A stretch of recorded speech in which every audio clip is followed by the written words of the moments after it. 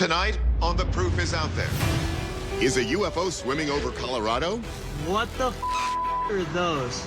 Is a poltergeist destroying this office? To the layperson, this video is the pinpoint definition of paranormal activity. Did this elephant learn to talk? Wow. And you know about the rings of Saturn, but can you solve the mystery of its hexagon?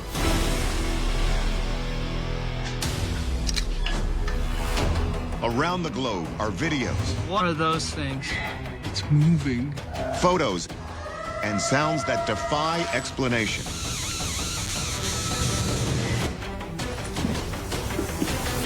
We don't know where they come from, who made them, or how they operate. What are they? Some sort of bizarre mutation. What's exciting is nobody really knows. Extraordinary claims need extraordinary proof. I'm Tony Harris, and as a journalist for more than 30 years, I've followed the facts where they take me. Now I'm bringing that spirit of investigation to the world's strangest sounds and images. We'll analyze each one with top experts It's a credible case, it's a credible video. and pass a verdict on what it is. This video was clearly faked. The Proof starts now.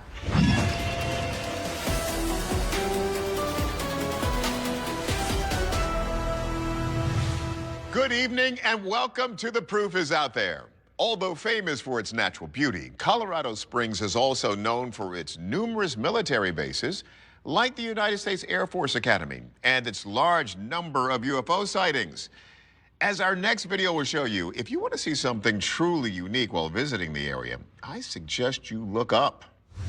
August 29th, 2021, Colorado Springs, Colorado. Josh Stoner is driving when he spots this in the sky.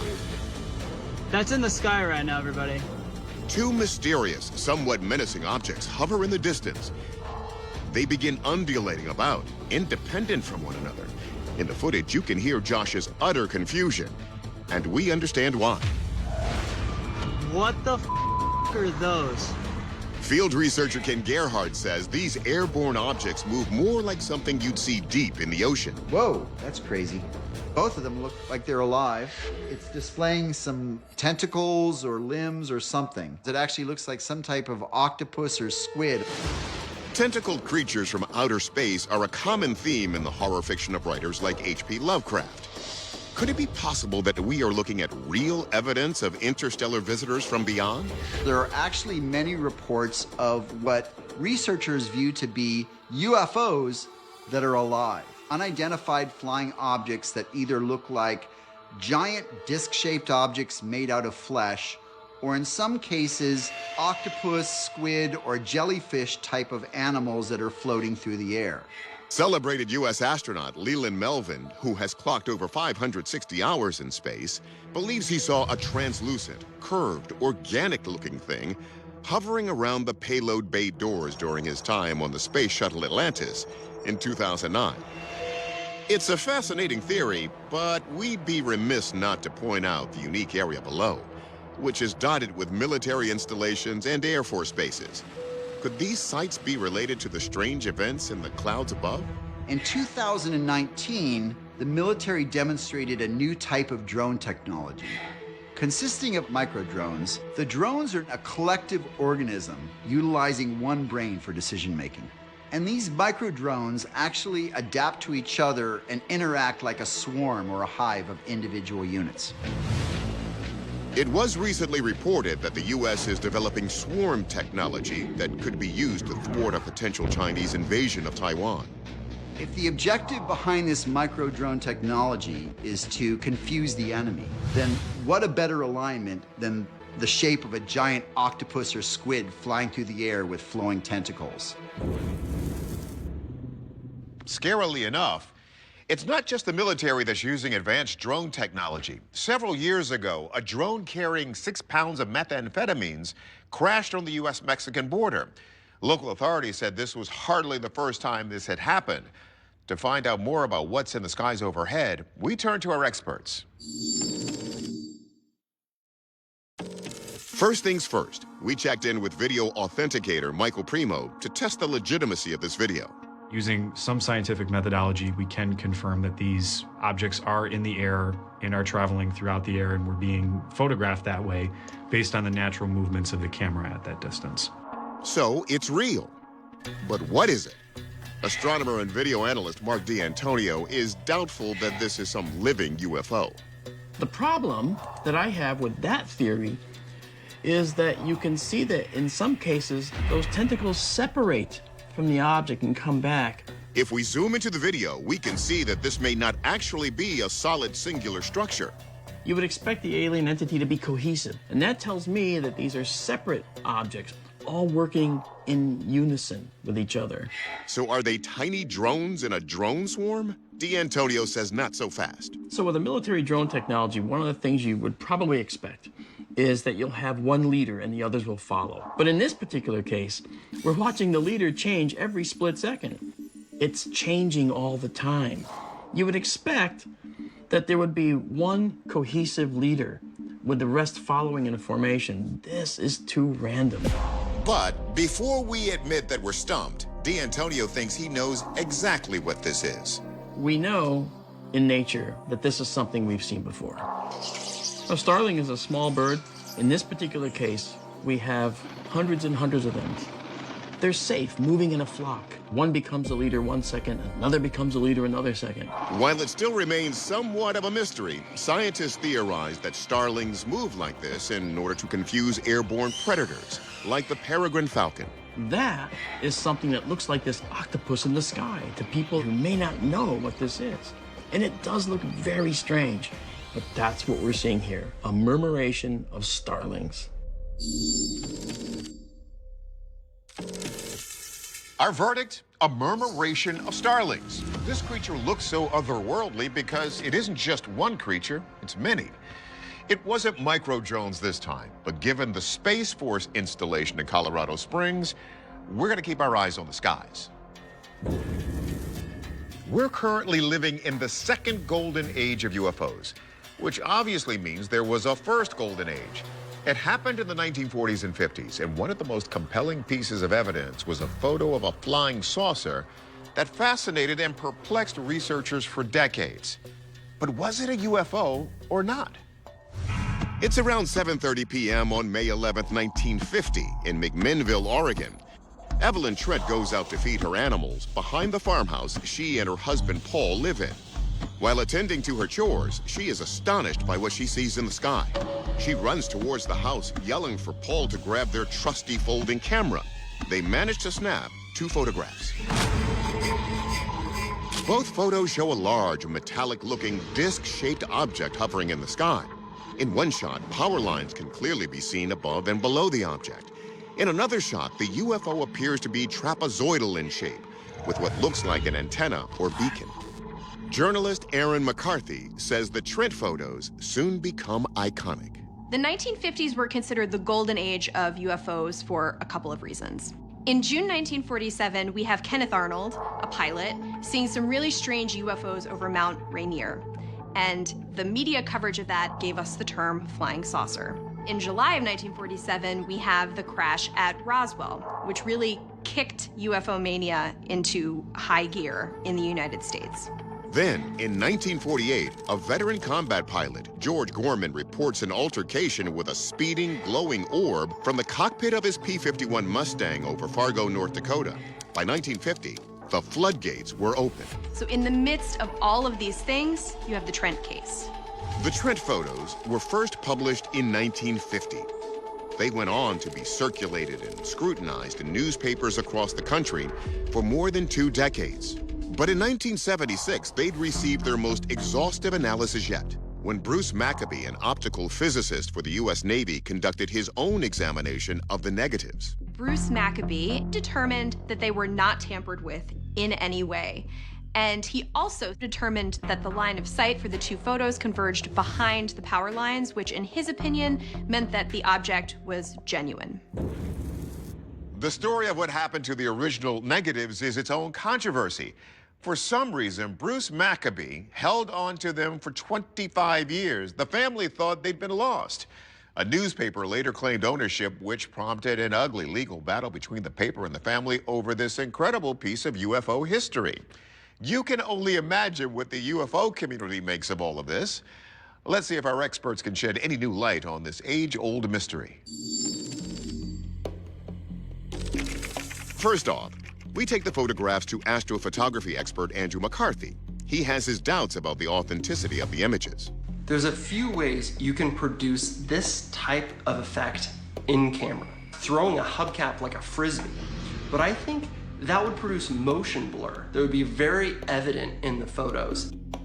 There is another way it could be done, however. You could simply tie an object to the power lines and have it dangle there. Using nylon string, it might not be visible, and it would look like the object was floating some distance away.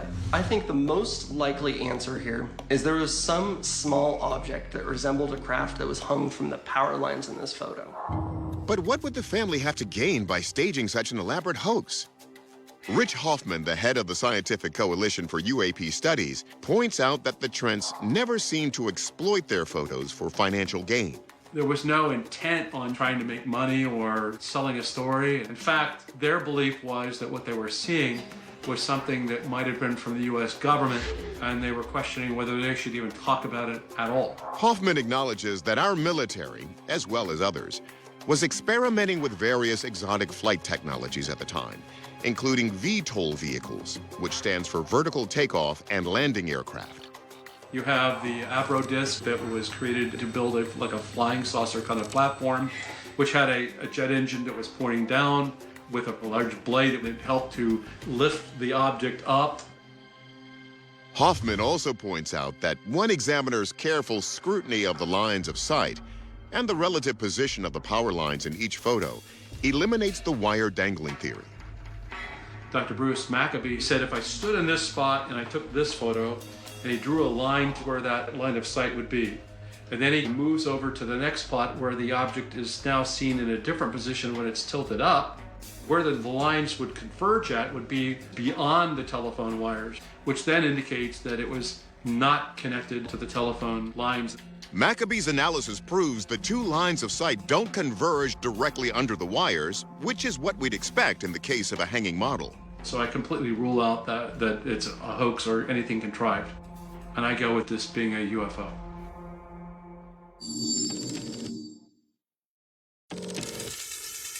Our verdict? We're calling this a genuine UFO, at least for now. The hard math in Hoffman and Maccabee's line of sight analysis seems to blow up McCarthy's power line theory, and a lack of motion blur contradicts any thrown disc theory. The debate proves one thing. While the photos can't be confirmed, they are also quite hard to debunk. We can sometimes be here late investigating stories, but once we're done, we lock up, and the next day, everything is right where we left it. But we can't say the same for the office we're about to show you. We're in Porto, Portugal, around 2017. It's late at night in the basement office of a completely empty advertising agency. But tonight, someone or something is still here, doing a different kind of business. Look, security camera footage shows a flickering desk lamp through the doorway of a dark room. Suddenly, the room becomes illuminated. Then out of nowhere, bam! Seconds later, a set of desk drawers goes crazy. Then, the eerie flickering lamp resumes. Journalist Alexis Brooks says at first glance, this looks like the work of a poltergeist. Poltergeist is a German word that means noisy ghost or noisy spirit. Most people became familiar with this supernatural being from the 1982 horror film of the same name. A classic poltergeist situation, you will see doors slamming open and closed, lights going on and off, all of which we saw in this footage.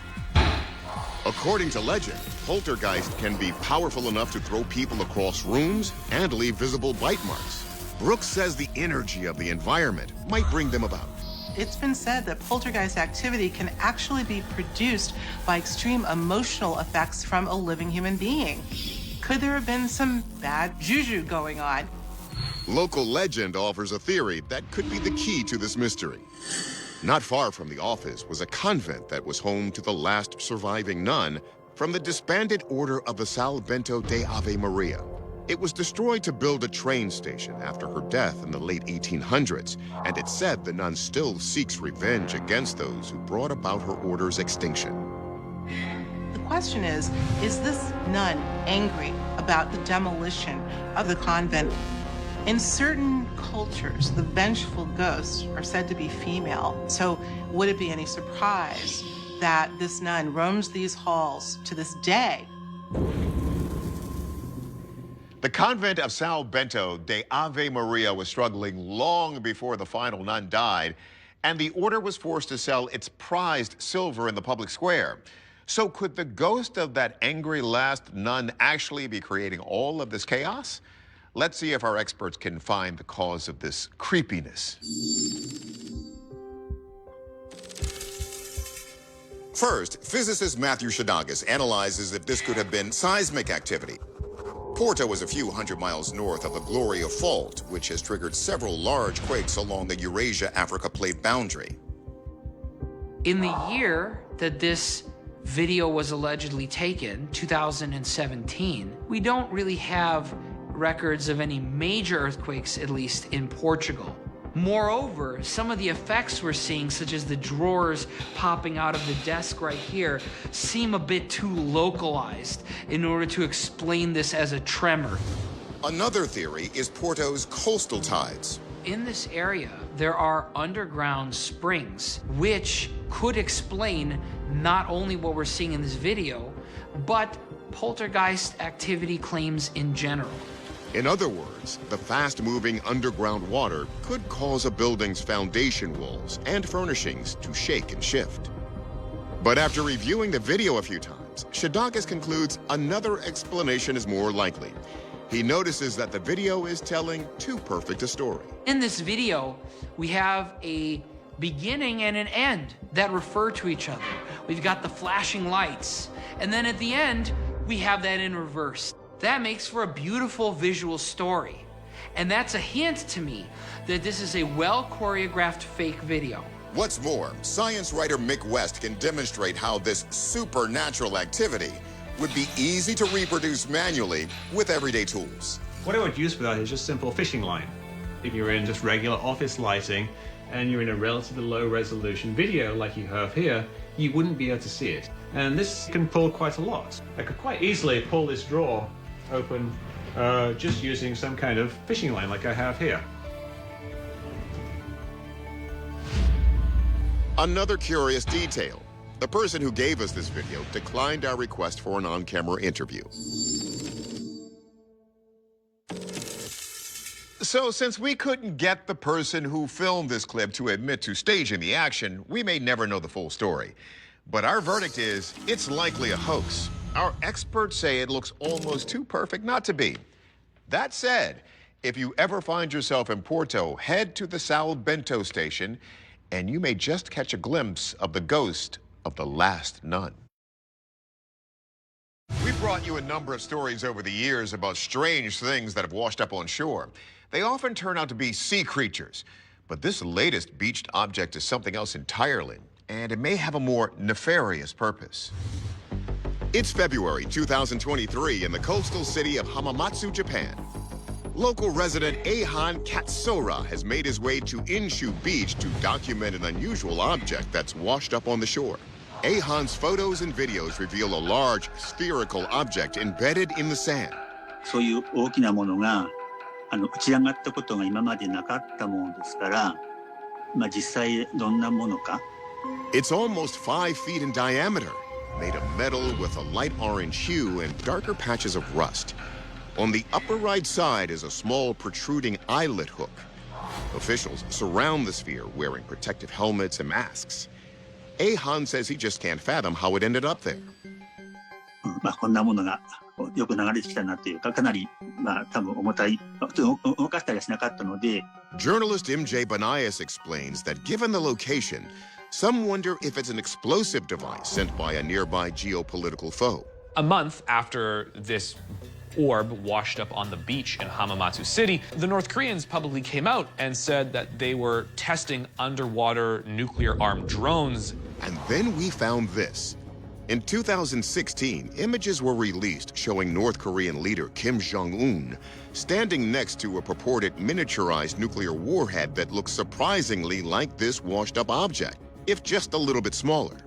Yet, North Korea is not the only regional power Japan is at odds with. China has an interest in territorial expansion, and Japan is its closest neighbor. So this could be some sort of surveillance device used by the Chinese to monitor underwater traffic or communications cables. So, maybe this is a giant spy tool.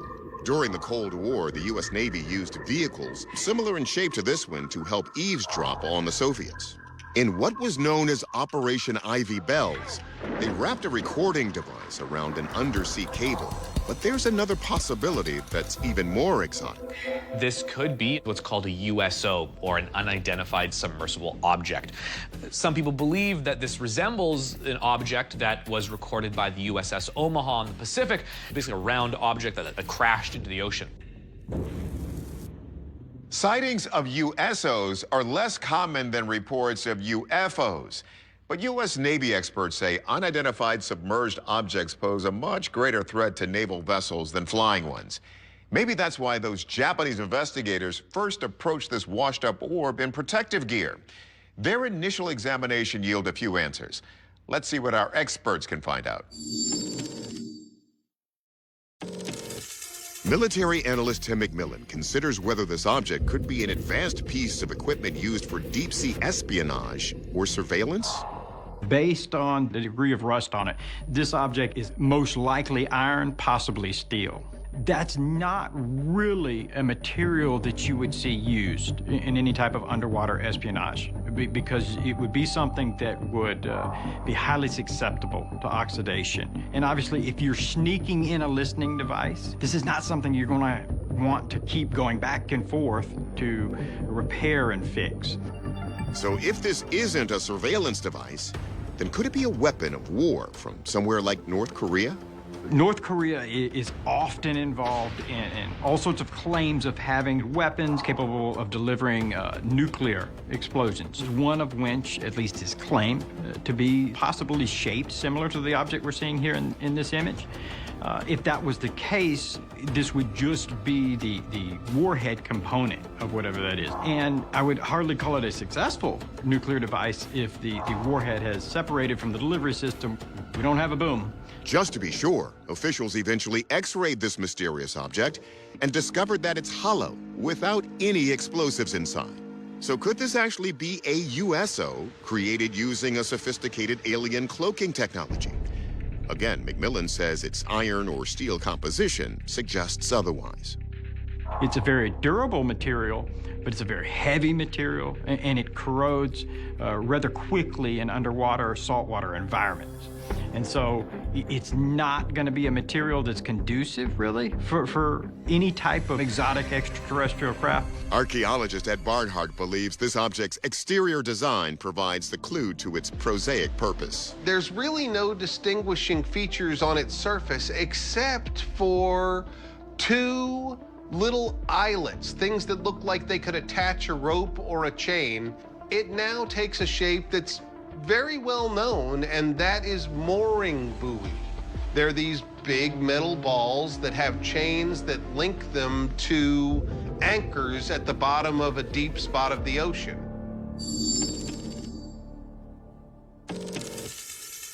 Our verdict, this is a mooring buoy that was likely floating out far at sea when it got loose from the chain attaching it to a heavy anchor at the ocean floor.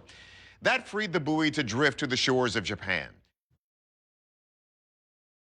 Some biologists believe the reason Australia is home to so many deadly creatures is due to the fact that it's an isolated continent, one that's been drifting through the ocean since breaking off from Antarctica 30 million years ago. It's become a magnet for all forms of resilient species, creating a pretty monstrous ecosystem, as two fishermen found out the hard way. February 2019, Kakadu National Park in Australia. Andrew Rose and T. Hoken are fishing in the Mary River when all of a sudden Andrew's line begins acting strangely. He pulls it from the water, and the friends discover this. It was certainly a shock. The creature itself, I'd never seen anything like it. No eyes, sharp teeth. Yeah, it was about 6 inches long. The creature was not hooked in the lure, but rather wrapped itself around it. Andrew made sure to keep his distance as the pair snapped pictures of the strange creature before releasing it back into the Mary River. We didn't know whether it was going to be toxic or what. I know it was going to bite me, poison me, kill me. Considering the variety of deadly animals that populate Australia, Andrew was wise not to get too friendly with the unknown creature despite its diminutive stature. I mean, this is the home of the Irukandji jellyfish, who at only 2 centimeters long still has a venom 100 times more powerful than a cobra. As for this thing, we had to ask field researcher Ken Gerhardt. He says the key to what it is might be where it is. Where this weird creature was captured is actually in the Mary River in northern Australia. And this is the home to a legendary creature known as the Mary River gharial, a serpentine animal with a very long, skinny head that's shaped like a crocodilian, a long body with 4 paddles, and a long tail. Could this be a juvenile version of the Mary River gharial, perhaps in its larval stage? In the late 1800s, new settlers to this area were told stories by the local Aboriginals about the monstrous gharial that frequently attacked their women and children. And over the next century, the giant gharial would be reported for overturning boats in the water. In the 1980s, a local fisherman actually claimed that his boat was rammed by the Mary River gharial. Gerhardt also explores a more practical theory. There's also a possibility that what we could be dealing with here is some type of mutated animal. A 2014 expose revealed that rapid industrialization in neighboring Indonesia has led to massive amounts of toxins and pollution being dumped into the river systems. The appearance of strange and grotesque creatures like this one could be an indicator of how bad the situation is getting. Genetic mutations from toxic environments are nothing new on this show. In the past, we showed you a mutant 2-headed snake that our experts said could very well have been caused by industrial pollution. Is that what spawned this alien-like creature? To find out, we turn to our experts. We first sit down with marine biologist Dr. Shay Steingas to discuss the idea that this mysterious creature is the product of pollution from Indonesia, a theory she finds flawed.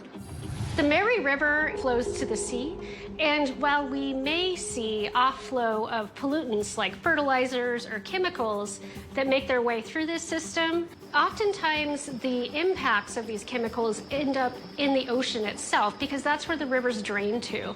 So the effects that we would see from those pollutants would probably be offshore and not so much in the animals here. So then what about the earlier theory that this tiny terror could somehow be related to the legendary Mary River gharial? Those were prehistoric crocodiles that had paddle-like limbs, but we don't see any kind of limbs on this animal. So this is not a gharial. Rather, this is very clearly a mud-dwelling fish. The fact that it can't see means that it lives in the sediment or under the mud, where eyesight really isn't even an asset, it's a liability. We followed up with biologist Floyd Hayes, who said he can identify not only the type of fish, but the exact species. You could identify it by the odd-shaped head, and the eyes are covered with skin, and it has a lot of weird bumps and skin folds on the head, and also has a elongated body. So this appears to be a species of worm goby of the genus Tanioides. There are about 13 or 14 species that live in the Indo-Pacific area. Our experts concur. What we are looking at here is a mud-dwelling fish known as the worm goby. And while it might not be as dangerous as we first thought, I'd still suggest keeping your hands inside the boat while traveling down an Australian river. Elephants might never forget, but they also never talk, right? I mean, we all remember Dumbo, but hang on. Over in Asia, there is a loquacious pachyderm who's got something to say. So listen up. 2012, just outside Seoul, South Korea, sits Everland, the country's largest theme park. Large enough, in fact, that it houses a whole zoo. Within that zoo, 22-year-old Kashik, a young male Asian elephant, is being recorded in a large room. He is a marvel to look at, towering over his handler by several feet. But if we listen closely, it's clear he's even more amazing to hear. Off-screen, his handler tells Kashik, "Jua," good in Korean. 좋아. Kashik paces a bit and then raises his trunk to his mouth, and according to some, repeats the phrase back. Let's hear that again. 좋아. Kashik allegedly knows 6 words, all in Korean, and uses them with regularity. This clip of Kashik the elephant started circulating in 2006, and it kind of set the world on fire. Kashik was able to speak in Korean. Hello, good, down, lie down, and no. 좋아. Scientists ran a study, and Korean speakers could actually identify what Kashik was saying. A very smart elephant, but all elephants are smart. Elephants actually have the largest brain of any land animal and are thought to equal dolphins in terms of problem-solving capability. Nature philosophers like Pliny the Elder believed they were even smart enough to create their own religion. Pliny thought that elephants actually participated in religious activities because they would wave sticks at and bathe during certain phases of the moon. They exhibit ritual behavior. Elephants will actually stroke the bodies of the dead members of their herd, and they will sit with the bodies for quite some time. According to journalist Aaron McCarthy, the old expression, "an elephant never forgets," is actually quite accurate. Some say these thought-provoking pachyderms are even known to hold a grudge. One instance involves an Indian woman who was rumored to have assisted elephant poachers. In 2022, a 70-year-old woman in India was trampled by an elephant. According to some reports, the woman had actually been part of a group that had thrown rocks at the elephant in order to take her baby away. She later died of her injuries. At her funeral, it was reported that that same elephant came back and actually trampled her body again, which some have suggested means the elephant was holding a grudge and even seeking revenge. 좋아. So does this sophisticated behavior mean elephants can learn to talk? Or are these sounds possibly some strange coincidence? Elephants communicate with each other with a number of sounds and vocalizations. Some have actually wondered, have they evolved to develop a language to communicate with us? According to ancient Indonesian legend, the orangutan actually can speak, but chooses not to out of fear that humans would enslave him. Could the same be true of the elephant? Our experts aren't working for peanuts, so let's see what they have to say. Forensic sound analyst Rob Maher says first things first. What we are hearing is not actual talking, but whistling.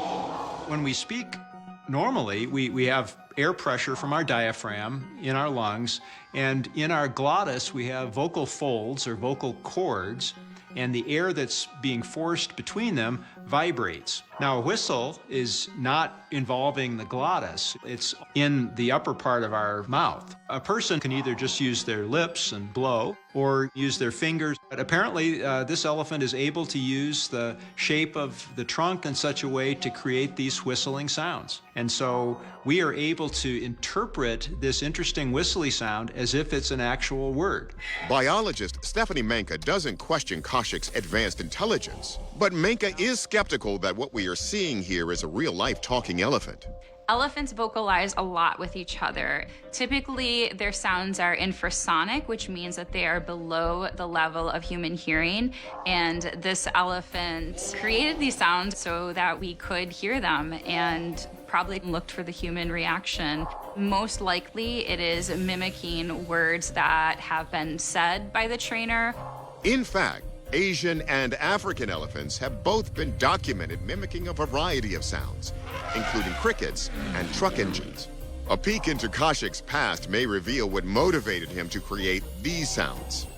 Kozik was separated from the rest of his herd at age 5. He was alone for a long part of his youth. Elephants are very social creatures. I do think that this elephant was trying to mimic sounds that it heard of other humans saying to each other to get attention.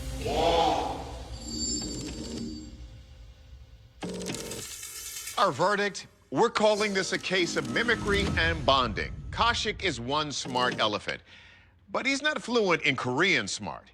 He doesn't know the sound Joa means good, but he does know it creates a good connection with the humans around him. And hopefully he gets the love and attention an elephant of his intellect deserves. You've probably heard of Earth's polar vortices. They are large swaths of cold winds that circle around both of the poles. Here, they're shaped pretty organically with a swirling motion. But look just a billion miles away, give or take, and you'll find that Saturn has its own polar vortex.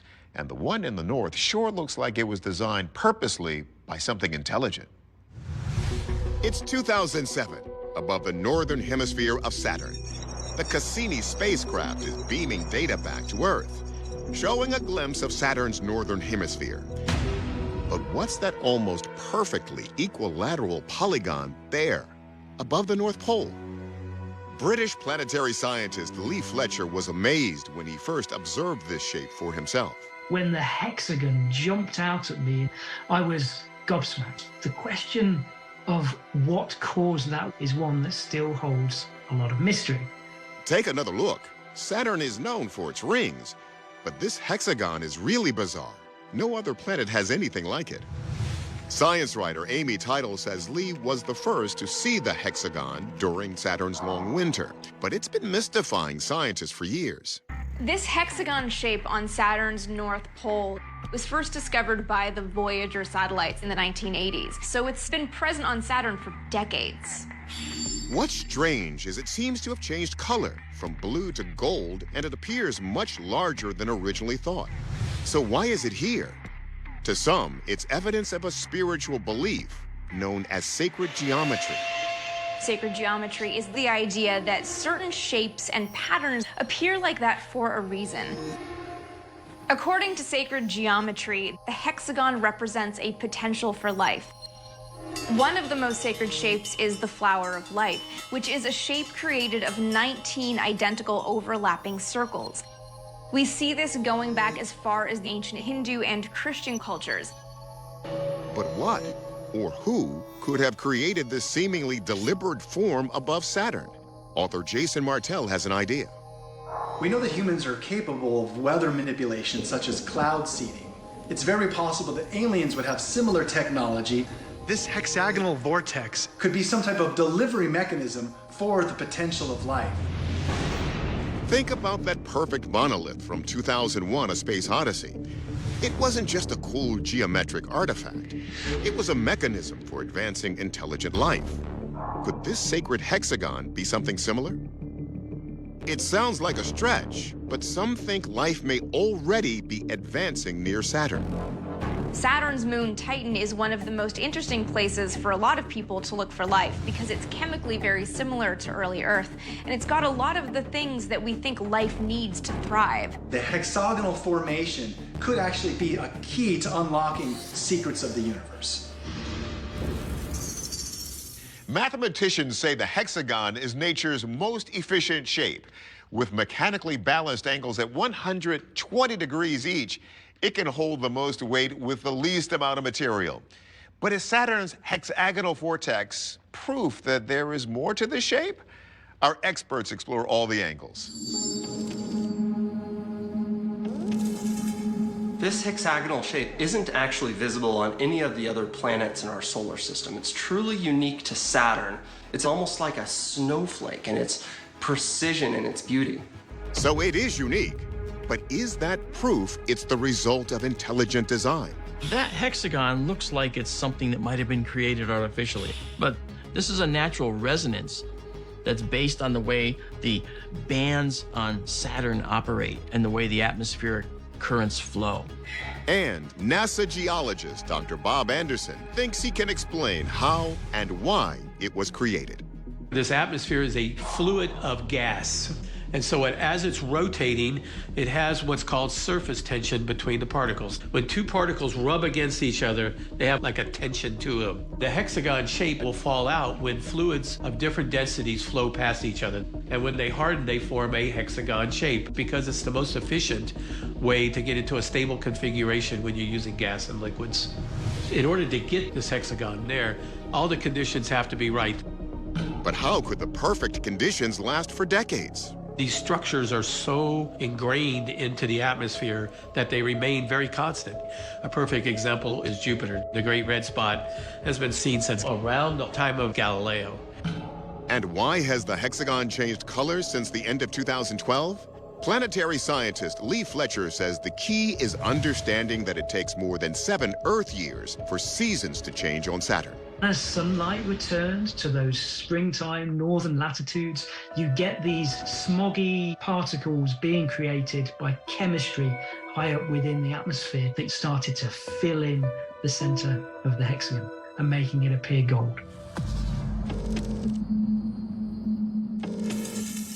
Our verdict? Surface tension is creating this natural phenomenon.